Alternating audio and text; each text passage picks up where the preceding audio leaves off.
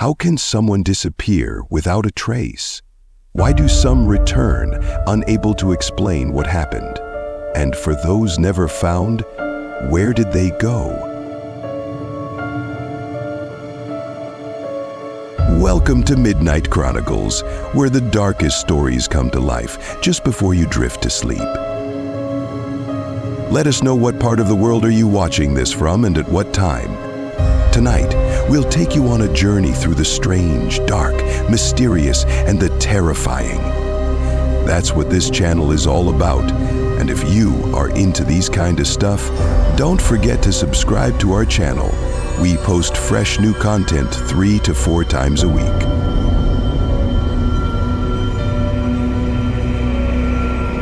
Now, let's begin with today's story.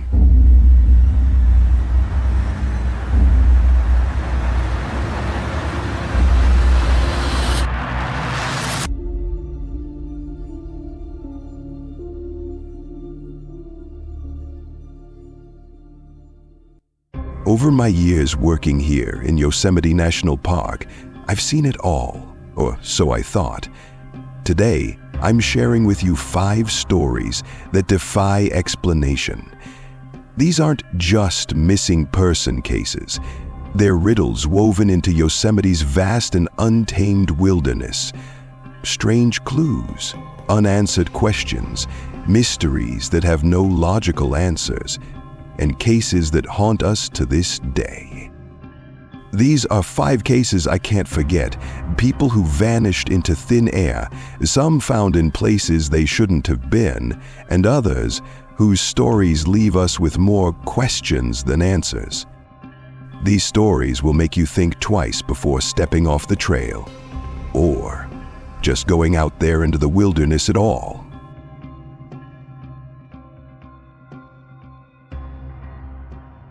Case 1.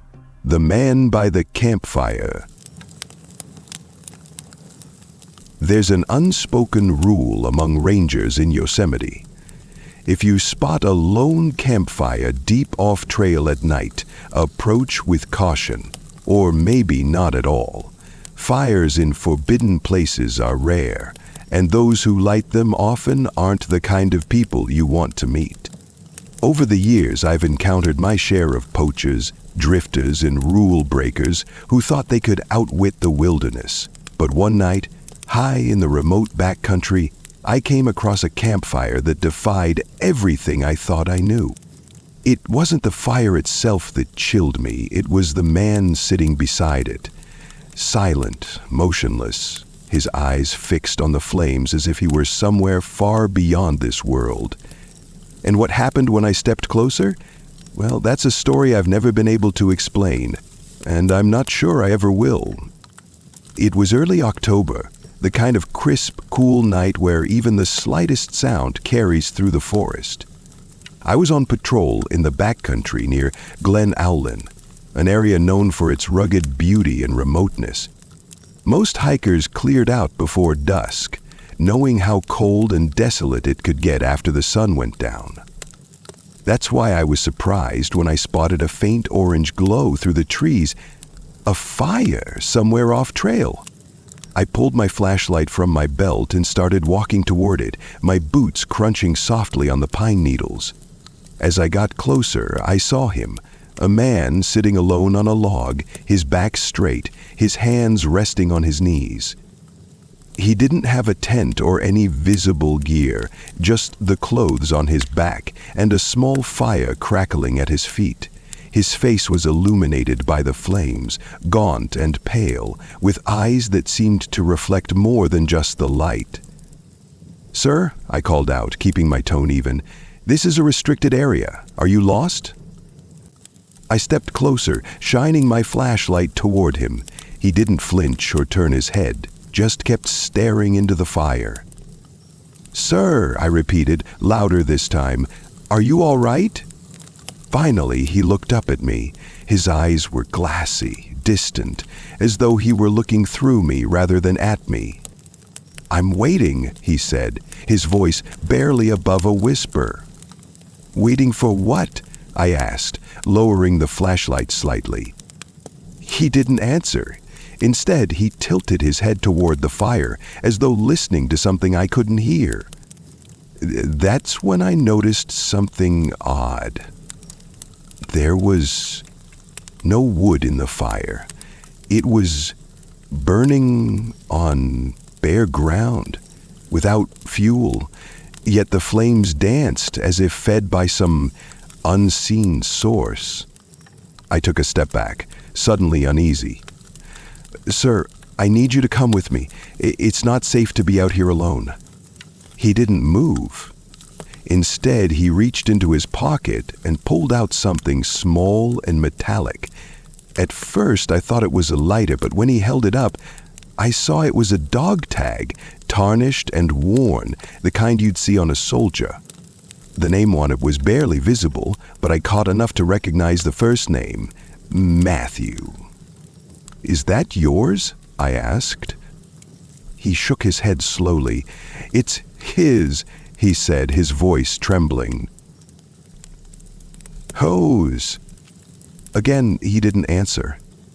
I was about to press him further when I heard something behind me, a faint rustling, like someone moving through the brush. I turned quickly, shining my flashlight into the darkness, but there was no one there. When I turned back, the man was gone. I radioed in the incident and requested backup. By the time other rangers arrived, the fire had burned out completely, leaving no trace behind. The ground where it had been was cold to the touch, as though it had never burned at all. We searched the area for hours, but there was no sign of the man. No tracks, no discarded items, nothing. I described him to my colleagues, his pale face, his hollow voice, the dog tag he'd shown me. One of the older rangers frowned and said, "That sounds like the guy from the story." "What story?" I asked. He hesitated, then said, "A few years back, there was a hiker who went missing around here.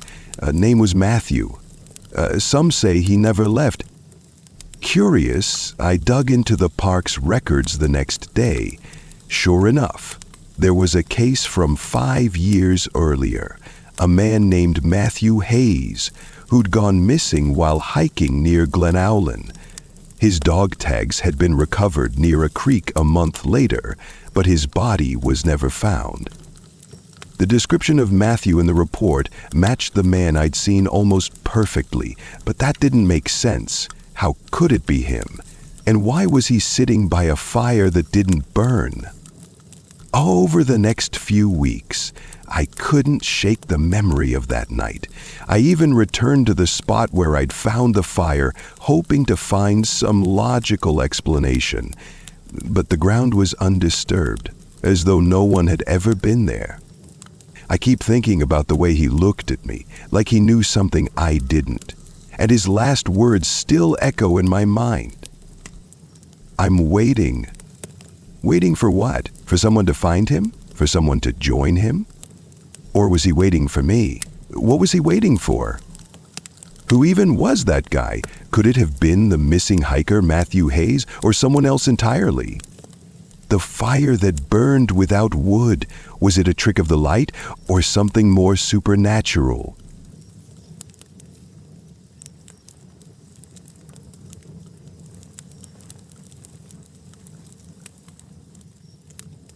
Case 2. The Vanishing of Lilly Carter.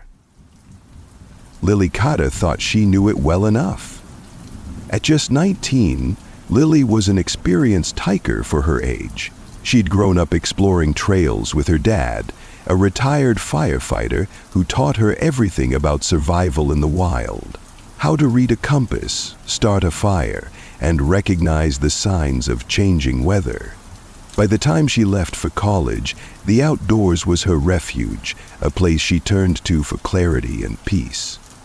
That October weekend, she'd decided to escape the pressures of school and take a solo trip to Yosemite. Her goal was straightforward: hike the Mist Trail to Vernal Falls, snap some photos, and be back in time to drive home before dark. But the decision to go alone, a choice she often made without second thought, would haunt her family and me. Ranger Mark Everett, in ways none of us could have anticipated. Lilly arrived at the park just after sunrise on a Saturday. The parking lot at Happy Isles was already filling up, but Lilly managed to find a spot near the ranger station. She signed in, noting her planned route and estimated return time. She seemed so confident, one of my colleagues later recalled. Friendly, polite, not a single red flag. Lilly set out on the mist trail around 9:15 a.m., wearing a lightweight jacket, hiking boots, and a bright red backpack. Several hikers remembered seeing her along the trail. A group of retirees said she stopped to chat with them briefly, asking if they'd seen any black bears that morning. Another couple mentioned how she paused to take a photo of a squirrel perched on a rock. She was cheerful, the couple said, like she was really enjoying herself. But as the hours passed and Lilly failed to return, the cheerful image began to fade. By nightfall, Lilly's parents, James and Karen Carter, were frantic. When they called the park to report her missing, I was one of the first to respond. Missing persons cases are a part of the job, but they never feel routine. Every time I lace up my boots and head into the wilderness looking for someone, there's a knot in my stomach, a quiet dread about what I might find. We started our search that night, focusing on the mist trail. The terrain was familiar, but the darkness added a layer of danger. The spray from the falls made the rocks slick, and the sound of rushing water drowned out distant calls. By midnight, we hadn't found a trace of Lilly. At first light, the search resumed. This time we brought in more resources, additional rangers, volunteers, and a search and rescue dog named Max.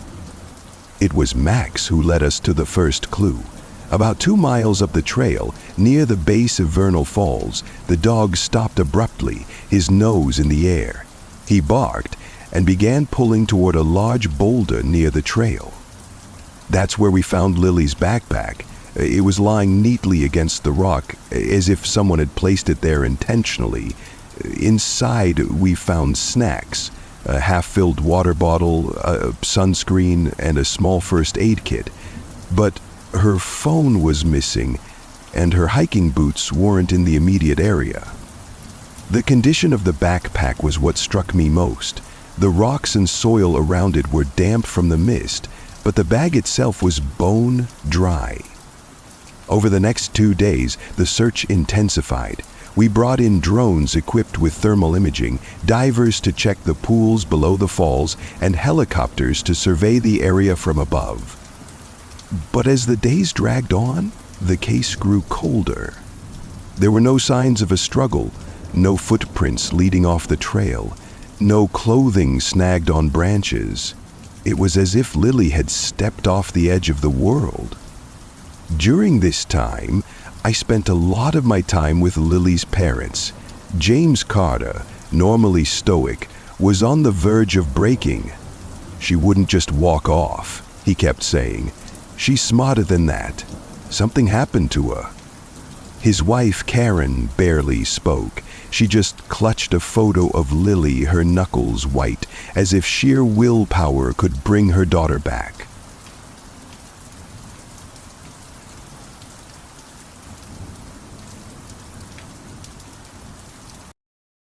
Case 3. The Crying in the Woods.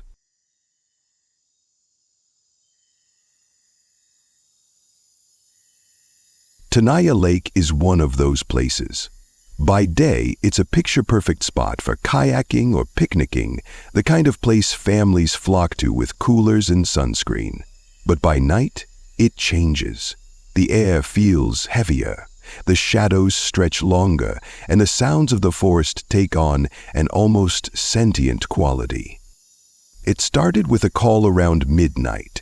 A couple camping near the north shore of Tenaya Lake reported hearing something in the woods. Crying.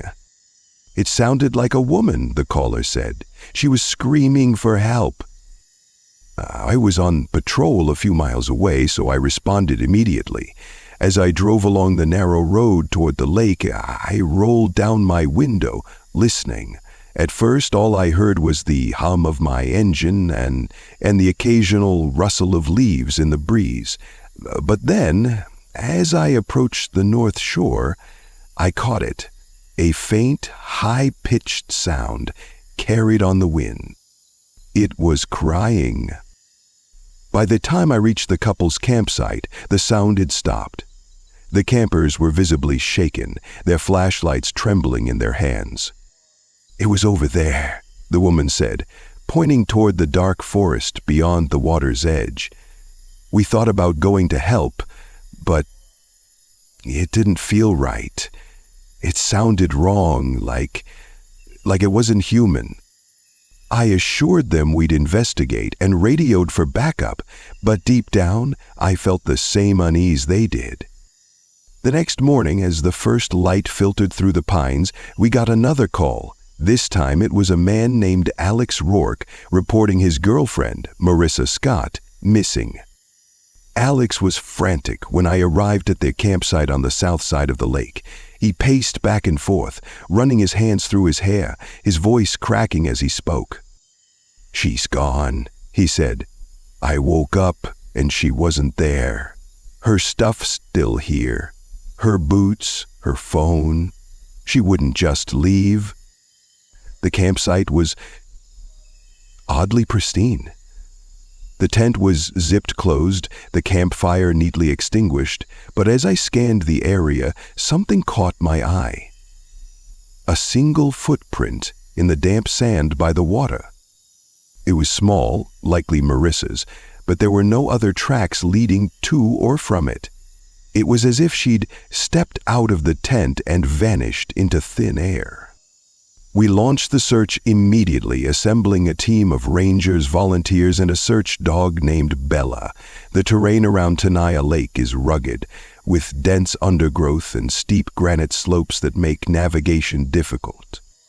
The dogs led us to several false trails, barking at patches of ground that turned up nothing.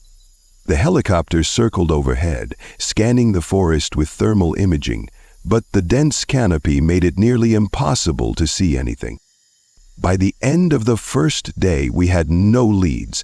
That's when the reports started coming in. A group of hikers on the Sunrise Trail reported hearing faint cries echoing through the woods around noon. "It sounded close, like just beyond the trees," one of them said. "We called out, but it didn't respond. Then it stopped." Another visitor claimed they heard their name being called while walking near the eastern edge of the lake. "It was a woman's voice," she said. "Soft, almost hypnotic. But when I turned around, there was no one there." The cries were unsettling enough, but what unnerved me more was the timing. Marissa had been missing for over 24 hours, and these cries were being reported miles apart, far too distant for a single person to traverse so quickly. On the third day, I was helping search a rocky outcrop about 5 miles from the campsite when my radio crackled to life. "Ranger Everett, we've found her." Marissa was sitting on a moss-covered boulder in a clearing, barefoot and shivering, her clothes torn and streaked with dirt. She didn't look at us as we approached, her gaze fixed on the ground. When we asked if she was hurt, she just shook her head. "Marissa?" I said, kneeling beside her. "Where have you been?"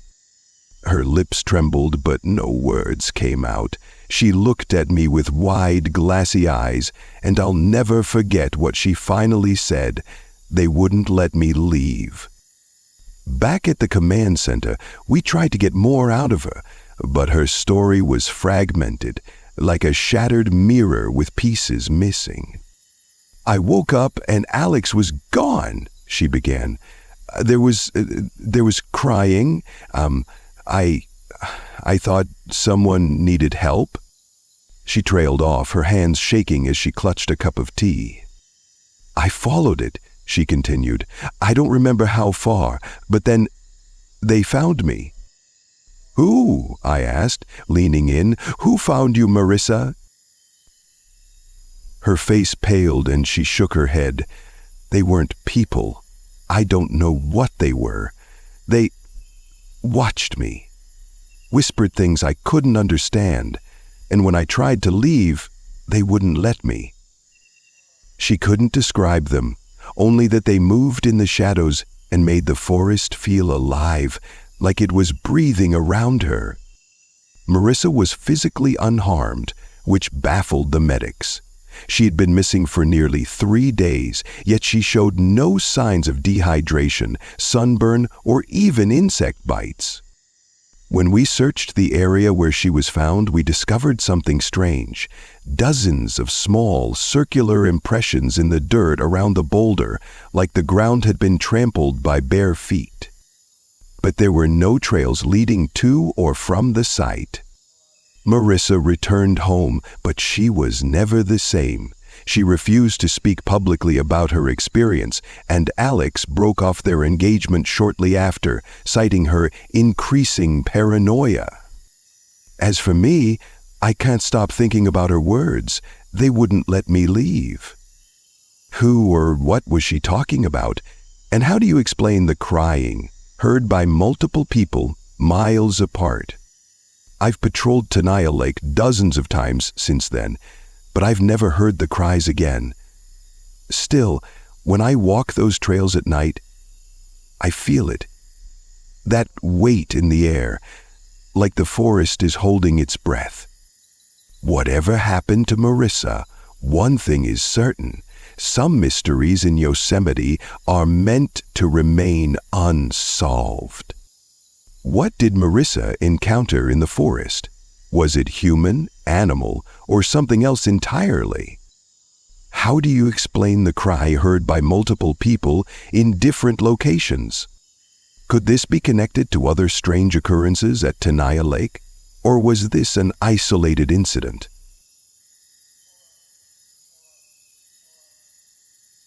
Case 4. The Vanishing of Claire Simmons. Claire Simmons, a solo backpacker with a passion for the outdoors. She walked into the park one bright spring morning and, by all accounts, never walked out.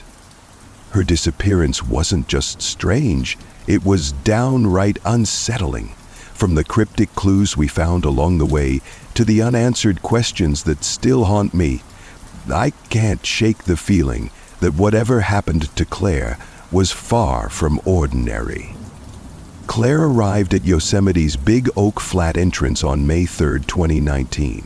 She'd signed the trail log, listing her planned route, a 3-day hike to Cloud's Rest and back. An ambitious itinerary, sure, but not unheard of for experienced backpackers like her. The first day went as planned. She passed a ranger station in the early afternoon, chatting briefly with a colleague of mine named Janet. According to Janet, Claire was in high spirits, excited for the trek ahead. "Seemed confident," Janet later told me. She knew what she was doing. But by the evening of May 5, her scheduled return date, Claire hadn't shown up. Her car remained in the trailhead parking lot, untouched. That's when we got the call. The initial search covered the marked trails leading to Cloud's Rest. We found no sign of Claire, no tracks, no signs of a struggle. The weather had been clear, the trails dry, perfect conditions for hiking. By the second day, we expanded the search area. That's when we found her first clue, a neatly folded jacket lying on a rock, miles off the main trail. It was Claire's. Her name was written on the tag in faded ink. But why would she leave it there? The night temperatures had been near freezing. No experienced hiker would shed a layer in those conditions. A few miles from where we found the jacket, a search dog led us to a small clearing. In the center was a fire ring, its ashes still warm.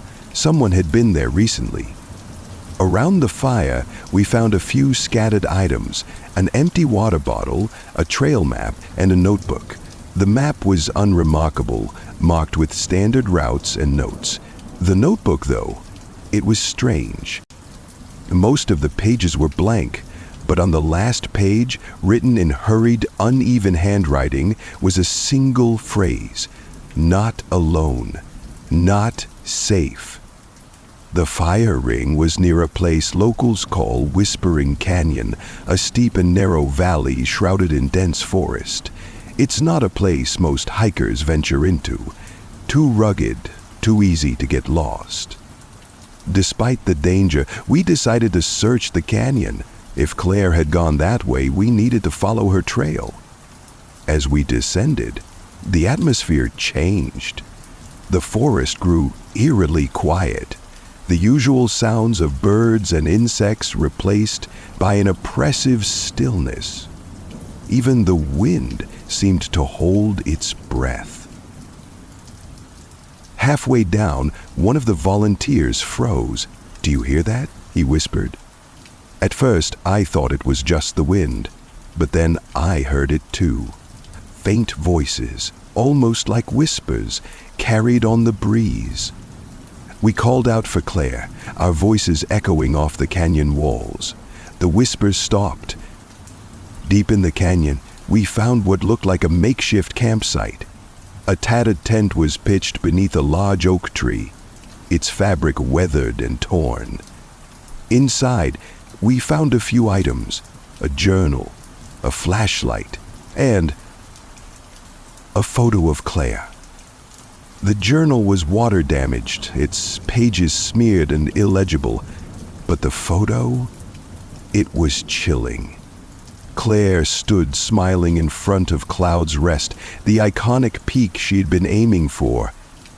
But in the background, barely visible, was the shadowy outline of a person.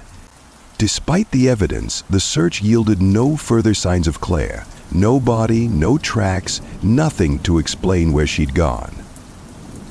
After 2 weeks, the search was officially called off.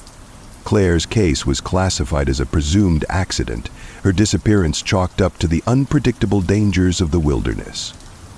Months later, I was working late at the ranger station when a man walked in. He was older, with a weathered face and a nervous energy about him. "You worked on the Simmons case, right?" he asked. "Yes, I did." He placed a folded piece of paper on the counter. "I think you should see this." The paper was a printout of a photo taken by another hiker a few days before Claire went missing. It showed the trail to Cloud's Rest, a group of hikers in the foreground. And there, off to the side, was Claire. She wasn't looking at the camera. She was staring into the trees, her expression a mix of fear and confusion. In the shadows behind her, the faint outline of her figure could be seen. Tall, indistinct, and watching.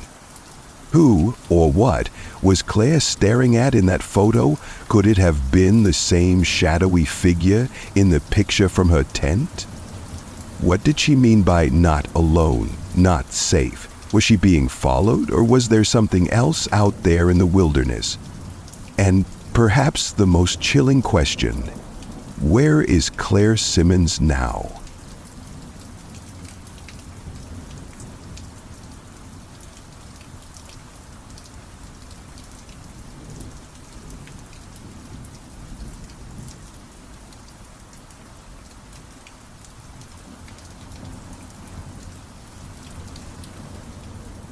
Travis Moore, a possible foul play.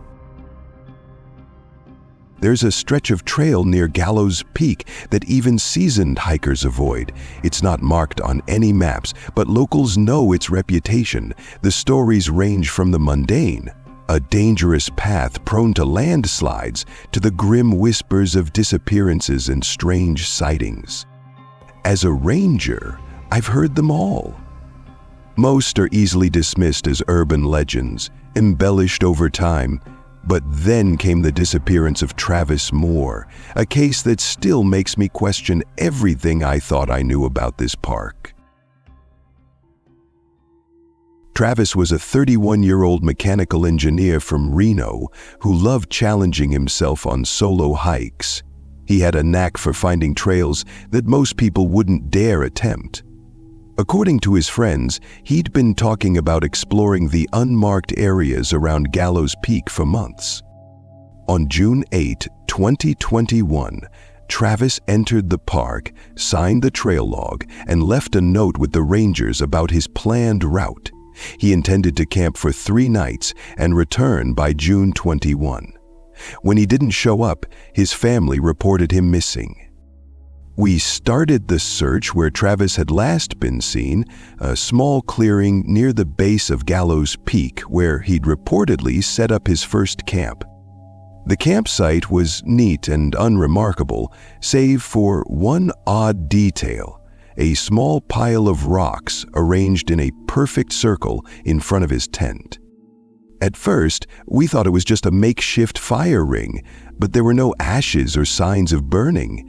It seemed intentional, like it was placed there for a reason. 2 days into the search, we found Travis's backpack sitting upright against a tree, as if someone had carefully placed it there.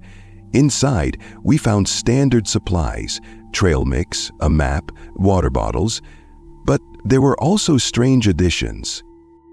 Tucked into the side pocket was a leather wallet containing $200 in cash and Travis's ID. Most hikers would keep that on them. Stranger still, the map had a section of the trail near Gallows Peak circled in red, but no notes or explanations. There was no sign of a struggle, no footprints, nothing to suggest where Travis had gone. The next clue was a knife, a hunting knife with a 7-inch blade. It was found a mile from the backpack, lying in the dirt near a rocky outcropping. The blade was clean, but the handle was stained with what looked like rust. We bagged it and sent it for testing. The results were inconclusive. No fingerprints, no definitive proof of foul play. But why would an experienced hiker leave such an important tool behind? The most unsettling discovery came on the 5th day: a single hiking boot wedged between 2 boulders at the base of a cliff. It was Travis's size and matched the make and model of the boots he was known to wear. But here's the thing: there were no scuff marks, no signs of a fall. It was as though the boot had been placed there deliberately. A forensic team combed the area for more evidence, but came up empty. The most chilling piece of evidence was found in Travis's tent, tucked under his sleeping bag. It was a small, spiral-bound notebook he used as a hiking journal. Most of the entries were typical: descriptions of the trail, notes about the weather, but the final entry stood out. Saw someone today, didn't look like a hiker, watching me from the ridge. Tried to call out, but they disappeared before I could get close. Gonna keep moving. Don't want to camp near here. It was dated the day before Travis went missing. As the days turned into weeks, theories began to swirl. Some believed Travis had an accident, maybe fell or got lost, but the clues didn't add up. Why would an experienced hiker leave his backpack and knife behind? Why was the cash untouched? And who was the person he mentioned in his journal? The pile of rocks, the knife, the single boot, each clue hinted at something darker, but there was no definitive proof. Despite extensive searches, Travis's body was never found. Officially, his case remains open, but unsolved, categorized as a presumed accidental death. But off the record, some of us have our doubts. The precision of the clues, the placement of the backpack, the eerie journal entry, the untouched wallet feels too deliberate, too calculated. The locals have their theories too.